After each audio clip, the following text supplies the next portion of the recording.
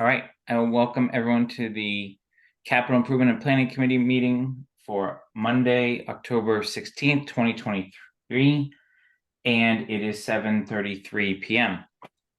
All members are present, and it's been a while, so good to see everyone that I haven't seen in passing. First order of business is approval of the meeting minutes from June 27, 2023. I will note, I already had to submit a draft of these to the town clerk, given how long it's been, to conform with the bylaw. The one item I'll throw out there is, a predecessor committee name at the top. Of the original ones, I fixed it in the draft that was sent out to the committee for review, in the packet. So just wanted to note that, Jeff, because it did vary from the original version that was circulated. I will make that change now, and I'll circulate it again. Okay. Are there other comments, questions, or edits? That was a pretty short meeting. All right, then I will move that we accept the minutes with the proper committee name. Is there a second? Second. Any further discussion? All right, roll call vote. Joe? Aye. Jeff? Aye. Tony? Aye. Steve? Aye. And I am aye as well. So that is unanimous. A few chair and member updates. First is the Neary Building Committee. That committee is meeting quite frequently now, and also has now three subcommittees meeting underneath it as well. The biggest update at this point is the OPM has been hired over the summer, and now we're in the process of designer selection. The submissions, it's not a bid process, it's basically a request for services, and they go through qualifications and an assessment. That closes on Friday. As of last check, over 30 firms had pulled the package. That doesn't necessarily mean 30 are going to respond and submit, but our OPM was quite impressed with the number. I did attend the walkthrough with the designers as well when they toured the facility, and was impressed with the level of questioning that came in terms of, I think it's obviously going to inform how they approach the project. So look forward to that. There is a subcommittee that works with the MSBA to vet that. Those subcommittee member is 3 subcommittee members out of the full Neary Building Committee, so 3 out of the 7 will be meeting quite frequently. Mark is actually one of them as an ex officio with the superintendent, and then we have 3 residents that also are serving on it. So we will have a designer hopefully on board by early December, which is the MSBA public board meeting, and then enter into a contract shortly thereafter, and then the fun begins. The goal is to bring something to town meeting in early 2025. So obviously there would be a significant amount of work to figure out what grade configuration, a lot of public communication. That's actually one of our subcommittees now, and obviously a vetting process that will include a significant amount of discussion on cost, I'm assuming, as well. So a lot more to come there, but it's moving ahead. Any questions, comments on Neary? Community Center Exploration Committee also has received a first report from the designer that was already under contract that I know most of you had the opportunity to work with last year, DRA. I guess it's almost 2 years ago at this point when they started their work on the space needs, but there will be another meeting next week to react to feedback from, in particular, the recreation, the library, and the Council on Aging / Senior Center. I would say overall the initial reaction to what was put forward, which was basically how you could repurpose Finn with a light, moderate, and heavy remodel, was remarkably well received as compared to the initial Woodward discussion.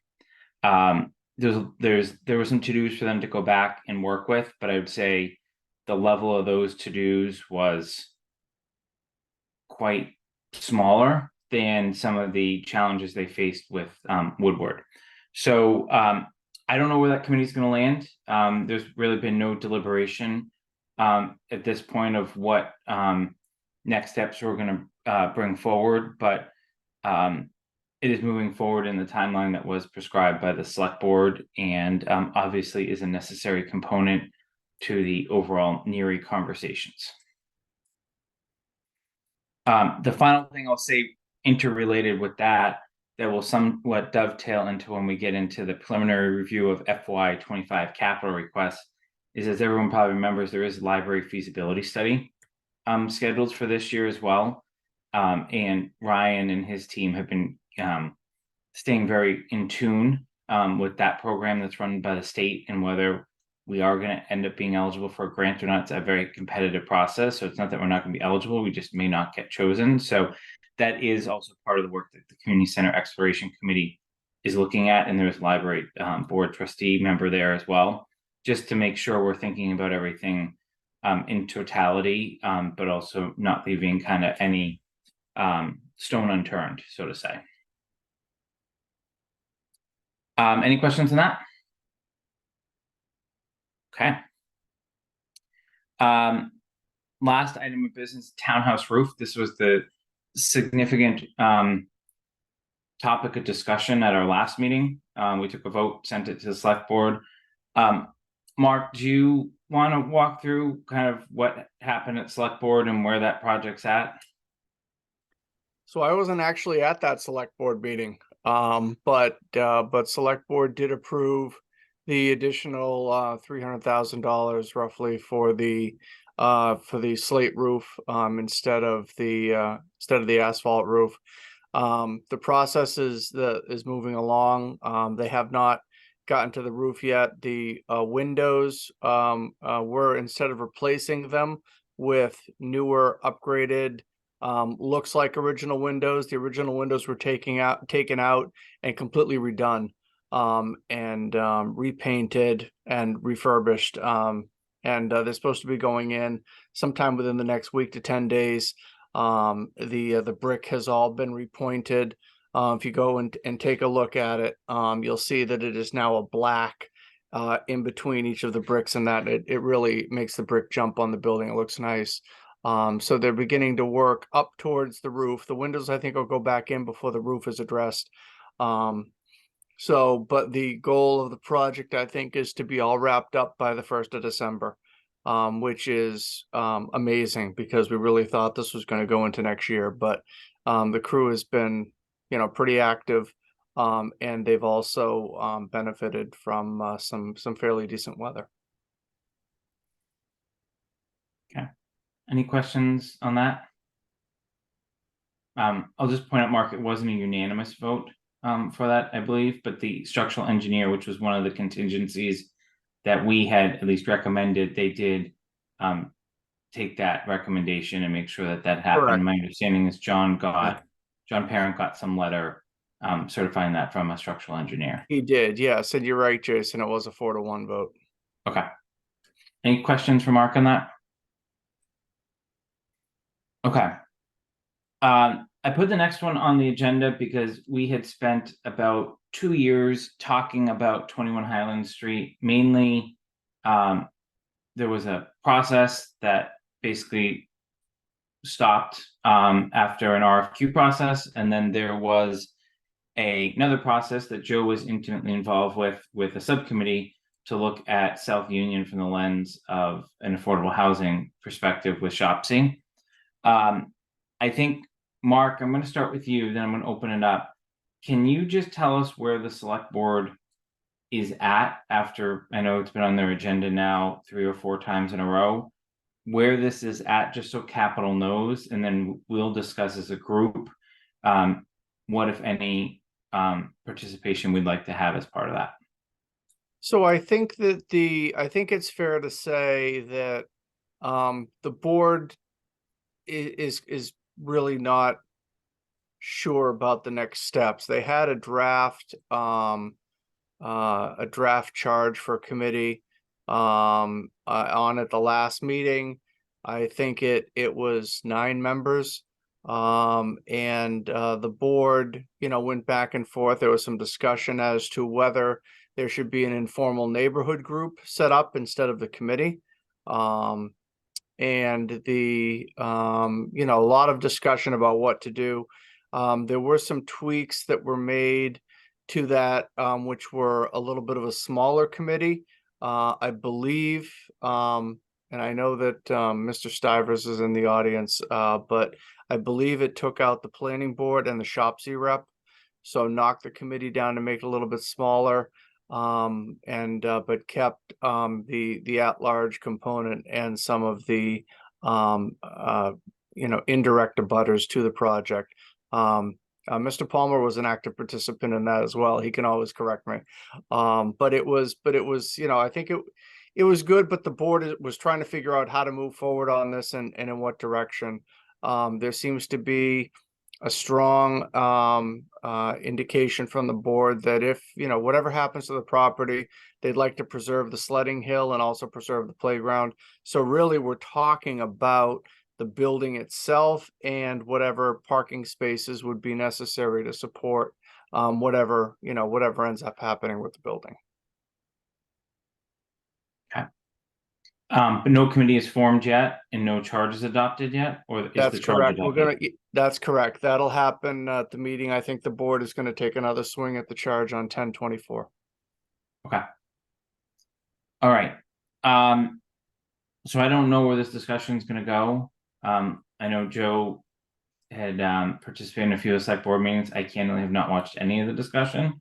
So Joe, I'll give you the floor first if there's anything you think is relevant from a capital perspective on this topic, especially given how familiar you are with some of the work and where you want to take the conversation. Well, when I originally contacted you, I wasn't sure how the select board was going to handle that. So, I mean, essentially, this is going to be kicked back out in committee for the neighborhood's got to get itself in order and put some options on the table for what could happen to the building, I think is what really needs to happen. And then I think capital will have a place in the discussion as to, you know, where it's going to go and how we can play in the pond, so to speak. But right now, essentially, from what I understand, and maybe Mark and Sam might say different, but it seemed like the sentiment was that we were really at least a year or two away from making any decisions on the future of the building and the property. And right now is more of a fact-finding time and a time to develop ideas and plans as to what could be done with it. And then sort of boil those down to what's realistic, and then even further down to what's financially in the ballpark of what everybody's willing to support, or finding, as I was advocating constantly, was finding a purpose that will generate revenue to support the property in one way, shape, or form. And that in that way, take the burden off the town and make the decision far easier in terms of the options. Mark, what's the current composition of the draft charge that hasn't been adopted? So I'd have to go back and take a look at that. It does not, like I said, it doesn't include a planning board member, a Shopsy, those were taken off. Does not include a select board member. If you want to give me, if you want to filibuster for a minute or two, I can see if I can pull that up. Yeah, my main question. Unless you wanted to pull Mr. Stivers in and put him on the spot, see if he has that at his fingertips. If he wants to raise his hand, he's more than welcome to join us, but I will not pull him in without him doing that. Okay. My main question's around the number of residents versus at large.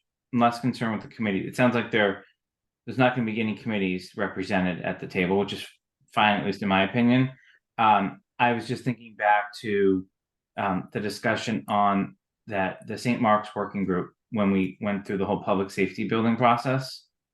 And obviously there was a significant neighborhood component to that as well. I just what I guess my feedback on it is, obviously we've been talking about this now for 4 years.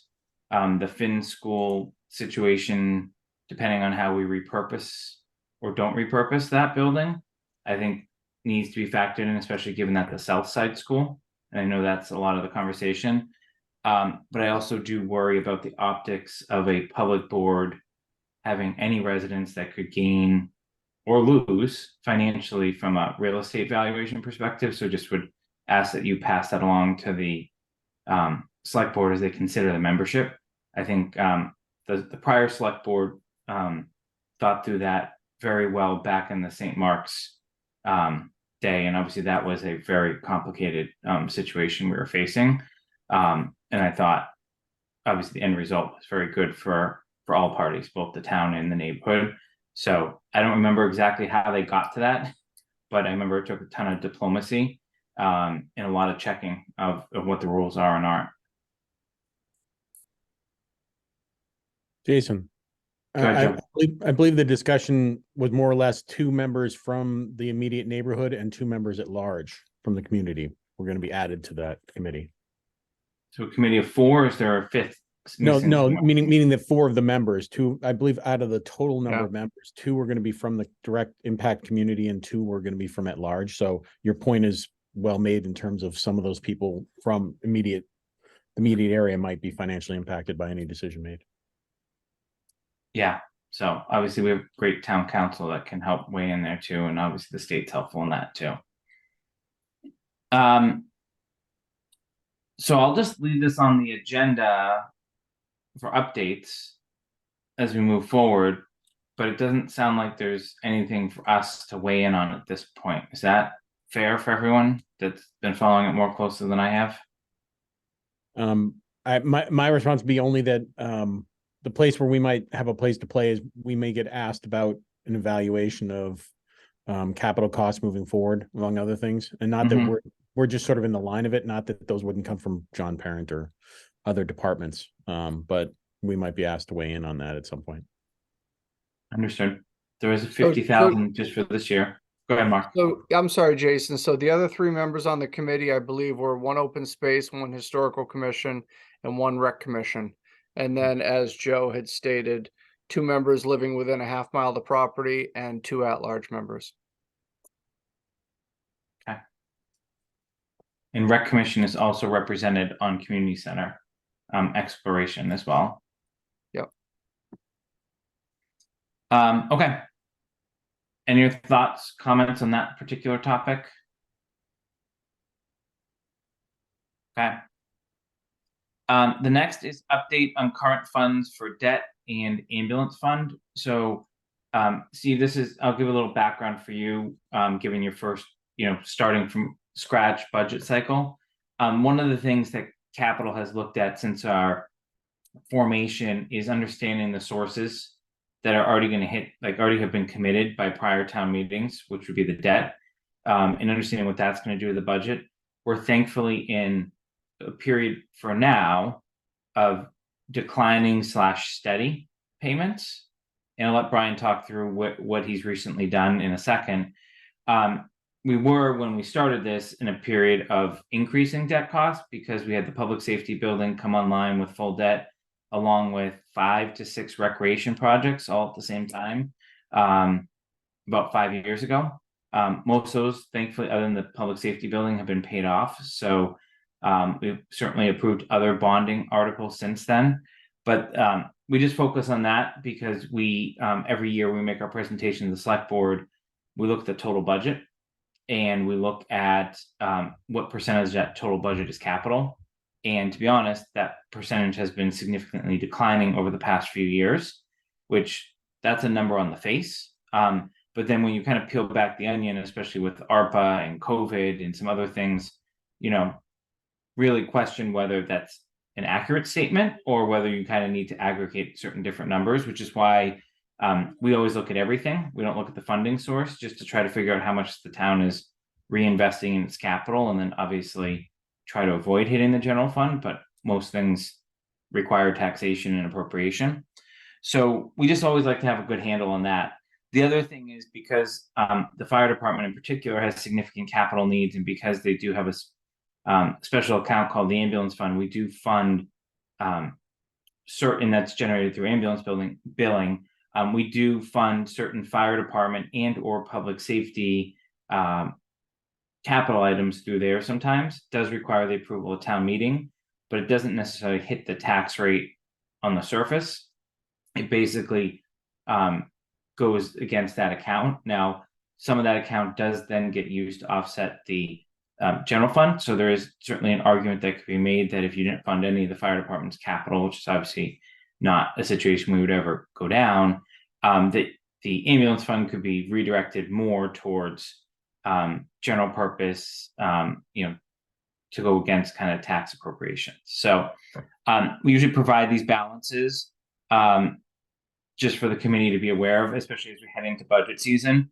I think what you'll find as we go through budget season, it becomes clearer where the committee is landing on what we support and don't support from just an overall purpose, and we start slotting funding items. We definitely start to look at that to make sure there's certainly enough available, and then if there isn't enough available, or we think the result is going to be detrimental when taking into account the overall town budget picture, we take a step back and start to prioritize. So that's why they're here. These will evolve. They'll always be in our share drive. I know Brian is still going through a few things, but Brian, I think it's important, especially given the amount that you just bonded, if you could just walk through what you just bonded and what isn't bonded yet, but approved by the town.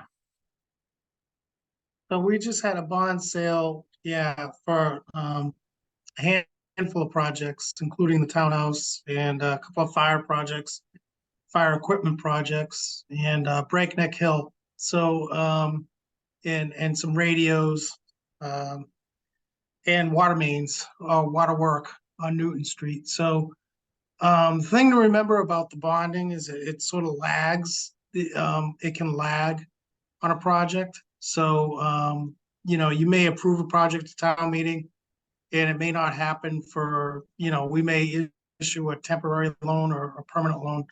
And it depends. Each project is very different. So it may lag even a year.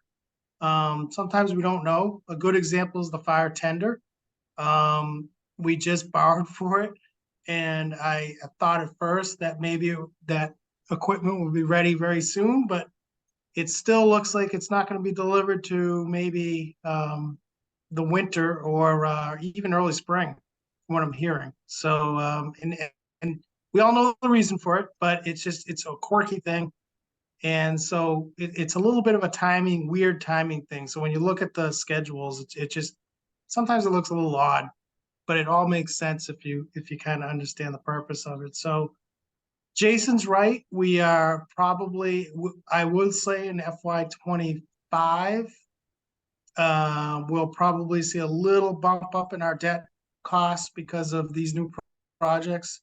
But after that, it does go back down to sort of a level area. We did have some bigger payments for school debt that are now off the books. And we're trying to sort of clear the deck for the big NERI project, or the NERI and Fin project. So, as a town, we don't have a huge debt burden, but it's something that we're trying to cost out. So the only really couple of things that are still out there is the Breakneck Hill project that I'm told is probably going to be under the amount authorized at town meeting. We can wait on that. Sometimes these projects have to get to the end before you settle them out. And so there's that, and the NERI school study for $950,000, which we're going to get a good grant on that. So it's probably going to be just a little bit more than $600,000 that the town's responsible for. So we just got to time that out. They're probably both of those.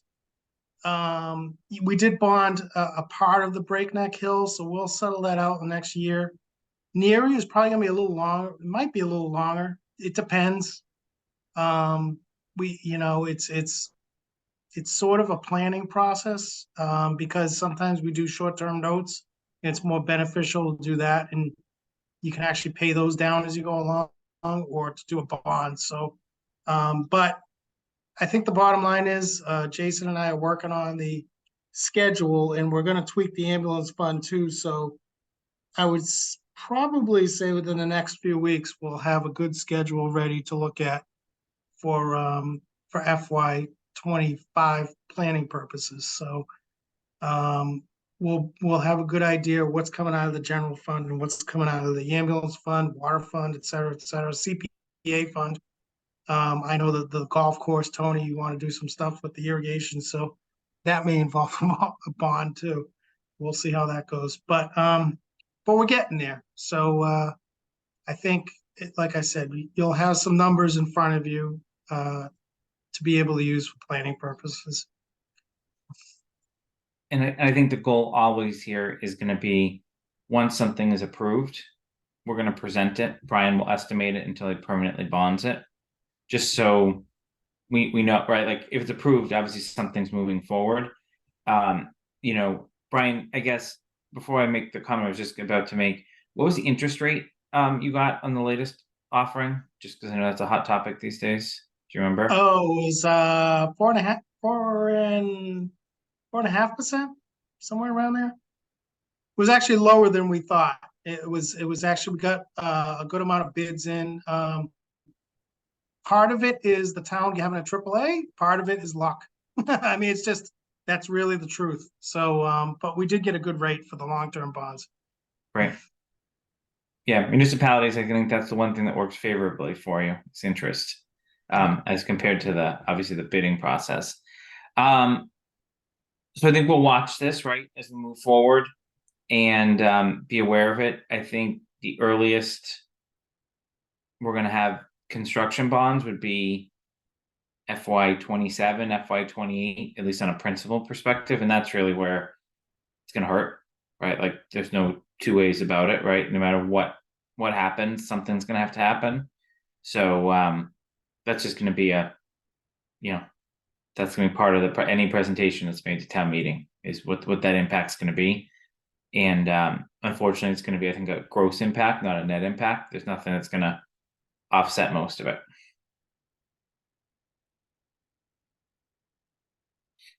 Go ahead, Jeff.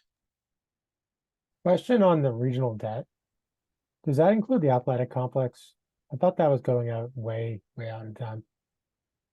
That's just the school construction that was approved 20-ish years ago. I think if you think back to the athletic complex conversation, you can expect a similar number to come through, but for many more years. That was basically part of their pitch. FY27 would have kind of a double hit, which was, I think, like not speaking for anyone, but okay from the town perspective, because we weren't going to have a major capital project between now and then that would significantly alter our numbers. There's certainly going to be capital requests that come in that are bonded. So yes, but Brian hasn't received, because they haven't bonded it yet, and the region controls that number. I don't think it's appropriate for us, unfortunately, to put that in, but I think you should assume it's roughly that number for a lot, like 10 to 15 years. I forget what number they were, years term, but it was significant. Thank you. And I'll just make a point on the ambulance fund. I think if you kind of just follow the trend, it had been going up for a very long time in terms of the monthly receipts, and now that number has trickled down. I think the good news is it probably means people are healthier and requiring less ambulance transports. But I know the chief recently raised his rates not too long ago as well, so it's obviously a volume thing. So just something to keep in mind, right? Is it's pretty easy for Brian and Carla to budget this thing for the last couple of years because it just kept going up and they were very conservative and always way low. But I think now there might be some course correction that has to happen, which is, I think, important to how we shift some of the things. Any questions, comments, debt, ambulance? Okay. So on item 6, preliminary review of FY25 capital requests, there is a file in the folder that represents what we had received as of yesterday. I just figured naturally, as part of the process, some department heads reach out and offer some color commentary. So I just wanted to get people thinking about the themes so that you can all decide how you want to run our process for vetting. Our initial vetting usually is done by the holidays. It doesn't end there, but like at least some initial reactions so that the select board knows how to plan. Before I go through kind of some themes that became very apparent, Mark or Brian, has there been any direction from the select board yet on budget priorities, parameters, anything we specifically need to be aware of? Obviously, you're very accustomed to our process at this point. I guess I'll take that one. No, so capital wise, no. Budget wise, yes. Departmental operational budgets, yes. We've asked for a level service budget for all departments, and they'll be due right around Thanksgiving, unfortunately. I know I'm not popular by picking that date, but so we'll have those in by about the end of the November.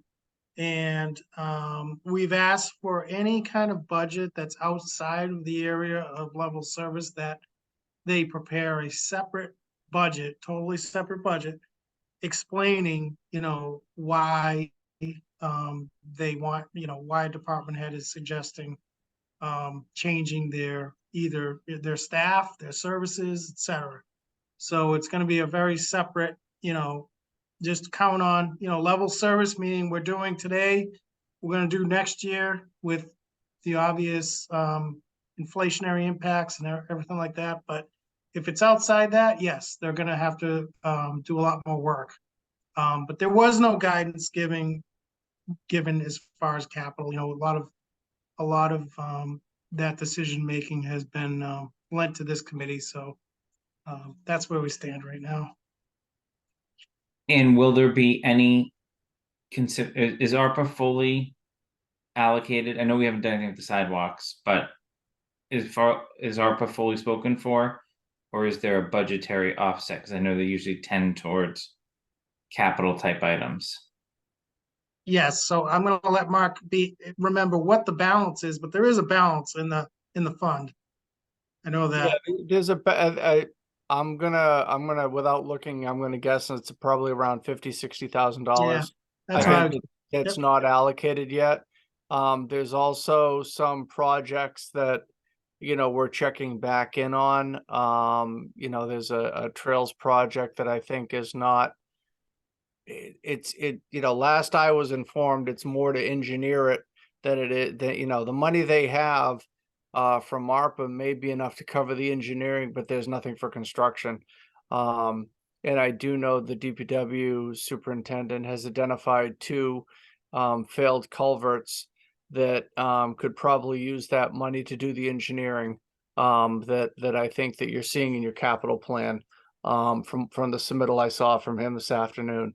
So we'll, there may be some additional money that could be reappropriated, but we're still a ways off from that decision. Yeah. So I'm not going to call out any departments, but some were very much on time and met the September 11th date. Some have still not submitted anything, and some have submitted stuff as late as this afternoon. So it's impossible, right? So we have to set a deadline. I think we've sent a strong message to those that have not submitted that the clock is ticking, or their department in needs will probably be left behind for at least FY25. But obviously this is 10-year capital plan, not a 1-year capital plan. So I'll walk through some themes that I'm aware of at this point. Fire, significant requests, including the tower again, and an ambulance. I go back to one thing that Brian mentioned earlier, is the lead time. Those items are real. We're gonna have to start thinking about appropriating for vehicles, and this is gonna go bleed into police as well. Appropriating for vehicles well in advance of when they're actually going to be needed, so that we have 2 years to build them. We're not going to pay for them until you take delivery, but it's going to be a shift in mindset. But this is not a Southborough problem. This is any public safety agency, and the numbers are staggering. If you go compare the cost of some of these things to what they were just 2 or 3 years ago, most things are double. So it's not going to make these decisions any easier, even though there's obviously going to be true need behind almost everything we consider. Police is the same thing. Obviously, they've gone to 3-person patrols around the clock. That was a critical staffing objective that they worked on for many years. Well, guess what? Their cruisers are taking a lot more wear and tear. We've talked a lot about hybrid versus non-hybrid. We've had John Parent in as the one that manages green facilities. One of the challenges we're gonna have to face there, when Chief Newell comes in is it takes about a year to get a hybrid vehicle now. Versus he could go buy a gas powered vehicle tomorrow, down the street at state bid rate. So, the costing we can work through because of how the grants and all that work, but, obviously that's a year to get a vehicle. That doesn't mean it's even before outfitting it for obviously the special purpose. So we're gonna hear and discuss a little bit of that with, police. Facilities is incredibly light this year, actually, so that should be relatively easy discussion. However, I do think under the facilities maintenance article, something I'd like you all to start thinking about is, and Mark, this is gonna be new to you and Brian as well, how we think about the schools in that. And, just thinking about like, can we broaden it? And obviously I know you, Mark, have authority actually over that account, I believe. Like John can't necessarily just go spend it, like he comes to you with that. So just thinking about instead of schools going doing their own thing, I think they've been very open to transparency and whether there's anything we can do, but like just carrying something for those buildings as well. I think we're all aware that there was one building that is in the middle of a issue right now that they're remediating, but that popped in my head when that topic came up because I don't think they carry anything in their budget for those sorts of things to any sort of material nature. Schools is kind of wait and see for Neary, but I think there will probably be some smaller items we're going to see from them. And recreation, I think, while there are some big projects there, they're mostly grant and or CPC funded, mainly around Lumblad. There's not going to really be a request to the general fund this year. And the last one is DPW. Obviously, we have a new DPW superintendent. With that comes obviously a completely fresh line of thinking. It's significant and it's greatly varies from what we were carrying in the capital plan from the prior superintendent. And he's not done. So I think that's going to be a longer discussion. So you kind of seen some themes here, right? Some departments are much lighter than years. Others are kind of what I'll call on par, and others are significantly different. So I think it's important to give these department heads the opportunity to come in and pitch what they're presenting, and what they want.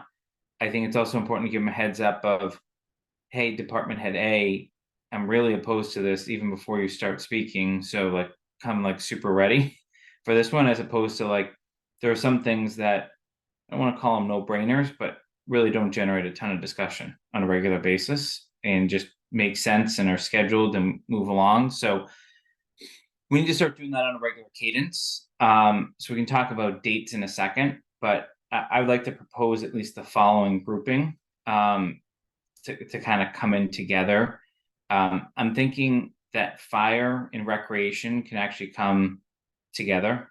Not that any of their things overlap whatsoever, but just thinking about recreation as one project, fire has a ton, just trying to think about balancing a meeting and keeping it to a reasonable time. I would group police with facilities, mainly because of the hybrid discussion and the need to understand what requirements John Parent has from a green facilities perspective or green communities perspective. And I'd also probably add MIS in that night, because I don't think the volume is there, but there's just some interrelated discussions. And then I think DPW is going to need to be on its own. I just think Bill will probably give Bill the benefit of time to just kind of hear and see what other department heads go through. Give him some time to make sure he's got everything buttoned up after a couple months on the job, and probably have him start to prioritize, because there's just only so much money, right? So, or if we can't prioritize, just make sure he's ready and understands the macro impact of some of these things. So that by my count is 3 meetings. I guess I just want to make sure I didn't forget a department.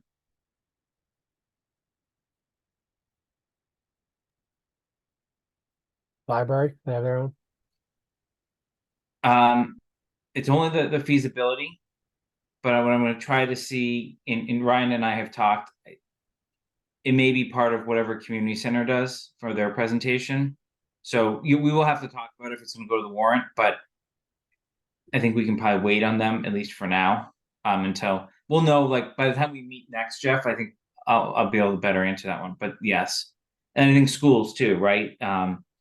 Just to understand, what, right, if, let's just say you get a failed vote eventually on the Neary project, what are they gonna have to just start doing to keep kids in certain schools? If that, comes to be. So does that work from a process perspective? Do you want department heads to come with presentations? Or do you just want to kind of have them come to answer questions? We'll get all the forms that we've always had in the past. I'm not a big fan of asking people just to make a presentation. But at the same time, if that's something that's going to help the committee further vet it, then we should do it. I think just the forms for now, those are helpful.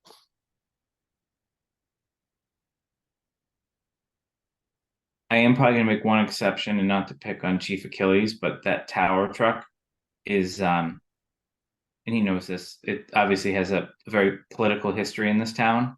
So I think he should, and potentially that discussion is gonna fan far broader than this committee. I think just due to some of the policy. But I think it's important for him as a strong chief to kind of, he's been thinking about it a lot, I know, right, and hence why he didn't bring it forward last year. So I'm personally gonna ask him for a presentation on that, just because I think if that one slides off the rails the wrong way the first time, it's not gonna be able to be resurrected quick enough. So just want to give him a shot on that one at least. So once I get the final list, which I hope once the department heads, if you see anything that really sticks out at you that you want a presentation, just send me, hey, I'd like department head B to provide this presentation, come with a full presentation on this topic because of the cost or the need, etc. Otherwise, I'm going to tell them to just come ready for Q&A. That makes sense? Okay. Let's talk a little bit on scheduling that. So, does Mondays still generally work for everyone? Yep. So I was thinking that we could start those on Monday, November 6th. And then hold a, basically an every 2-week cycle from there. So the next one would fall on Monday, November 20th, which is the week of Thanksgiving. So I'm open to discussion on that, if that's an issue for anyone, if they're traveling, etc. And then the final one would be on Monday, December 4th. So I don't think I can do the 6th of November, unfortunately. Okay. Anyone else have an issue with that date? We would need all other 4 to make it. Jeff, are you okay watching the replay on that one? Yes, and I might have a conflict on the 4th. I can talk to you about scheduling offline if it's easier. Okay. Look at my schedule. Just so I have options. And, Yeah. how do people feel on the 13th? Any objections to the 13th? Is that I a didn't hear any holiday by objection. chance? What'd you say? Is that a holiday? I believe the holiday's on Friday. Friday, you're right. Okay. The 13th works. 20th, I didn't hear any objections to. 27, were there any objections to? I know I didn't throw that one out there the first time. Um, All right. So Jeff, why don't you think about some of those dates and we'll find 3 that try to work for everyone. But Yeah, I'd prefer the 27th to the 20th, but okay. Good to know. All right. I'll try to send that and calendar it for all of us. And I don't know exactly what order we're gonna go in, because it's all gonna be dependent on the department heads availability, but I know most all of them are usually very flexible and accommodating. Okay, so Jeff, I'll coordinate with you and Yep. then we'll get these posted. Okay, so item 7 is a little new. We've talked about it, but we've never really done anything with it. So every year, the benefit of a capital article is it can flow from year to year. You don't have to use it in the fiscal year it's appropriated, as opposed to budget. There's a set budget for the town administrator's office, and if Mark doesn't use it, that just goes back into the general fund and basically close it out to something called free cash. Versus capital articles can be moved forward. What my understanding was, and Brian, feel free to chime in on this, is this used to be a desktop exercise really done at the townhouse. Brian, Carla would sit there with the department heads and think through which articles really can be closed out, right? So department head A spent $20,000. They had $24,000 to spend. They're done with the project. That $4,000 should kind of come back to the town. Versus, oh no, we need to keep that $4,000 for another year because we need to close it out. We have some final punch list items to do. And then obviously we were formed in the capital policy came into place, which it's very clear in the capital policy that we're supposed to be doing something on an annual basis to basically certify which articles are being carried forward. I think from a town side, I'll call it a non-CPC side, my personal opinion is the team has done a tremendous job to whittle down the list. There's very few items that are being carried year to year, and I think most are in DPW, mainly because you had a department head transition. I think if we were to go back and audit where they were 2 years ago, I don't think it was as clean.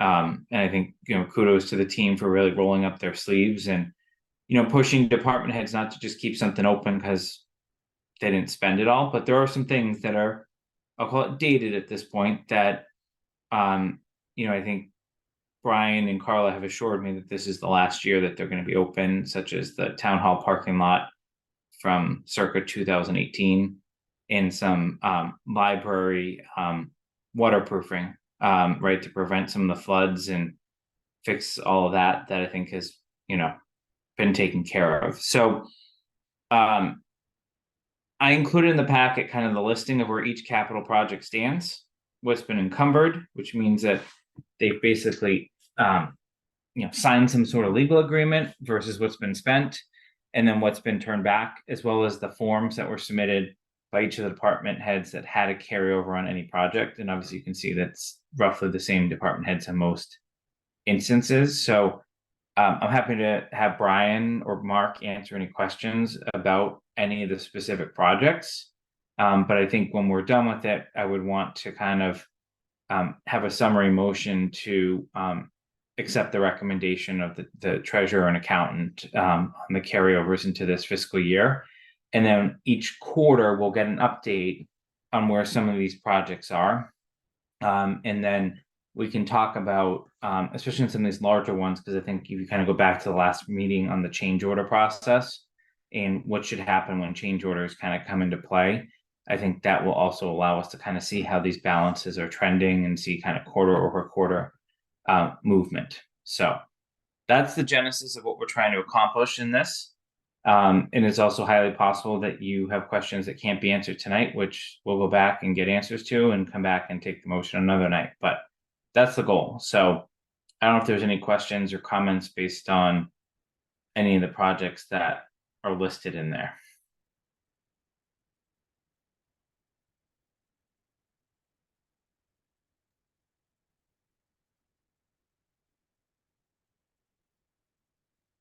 No, I think it's to your point, Jason, good hygiene. So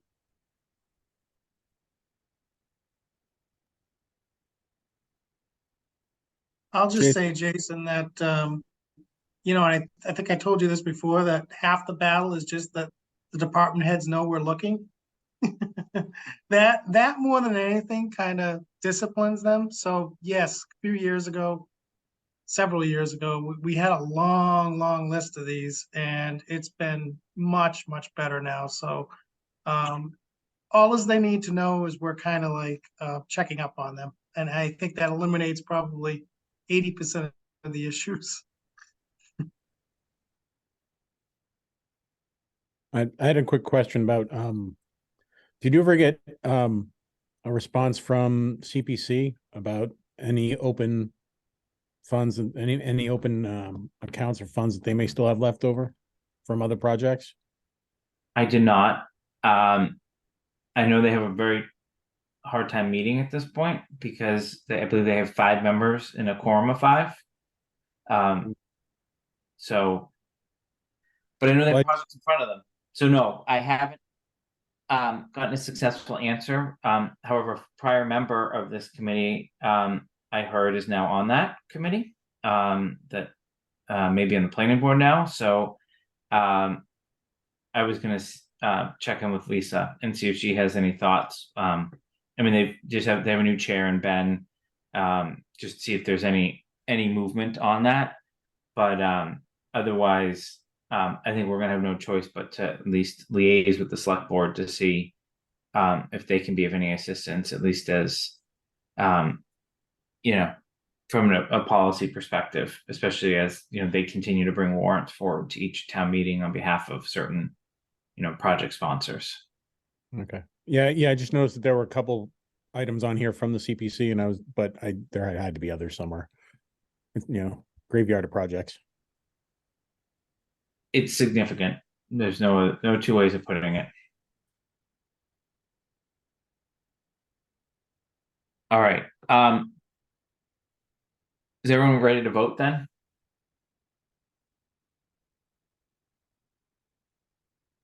All right, then I'm gonna move that we accept the treasurer and accountant's recommendation on the capital project carryovers from FY 23 to FY 24 for non-CPC related projects. Second. Is there any further discussion? All right, let's do a roll call. Joe? Aye. Jeff? Aye. Tony? Aye. Steve? Aye. And I am aye as well. Okay. Public comment.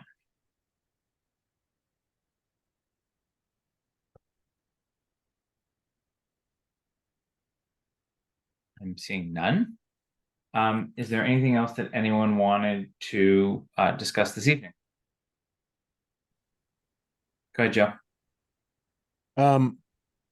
I've made very vocal overtures to the select board that I think that I think there's a lot to the MBTA Communities project coming at us. And I think that especially as this group would be probably very much affected by the purchasing patterns and financial activities of the town in the case that certain zoning was approved.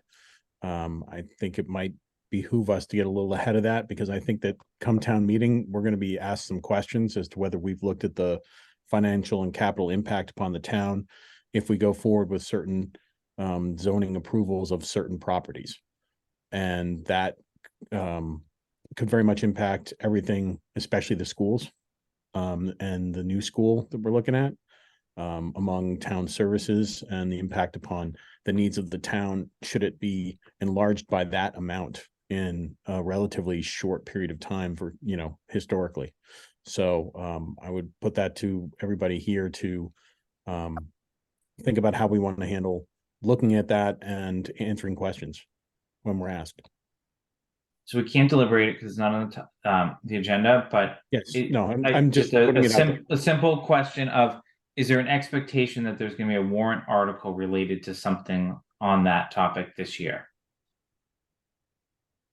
Okay. So we will put a agenda item on it, and I think to the extent we become aware of, I would assume planning board meetings, where discussion periods open, we can also decide whether we jointly post or submit letters in advance, depending on what we're learning. But sounds like you're staying very close to it, Joe. So if I give you an agenda item to keep us posted and you tell us when more we need to listen, I think that would be probably the appropriate course of action moving forward. Okay. Any other business? All right, is there a motion to adjourn? Second. All right, I'll make a motion. Joe, you're seconding it. All right, roll call vote. Joe, Aye. Jeff, Aye. Tony, Aye. Steve, Aye. and I am I as well. I'll be in touch with meeting dates. Have a good night. Thank you. Thanks.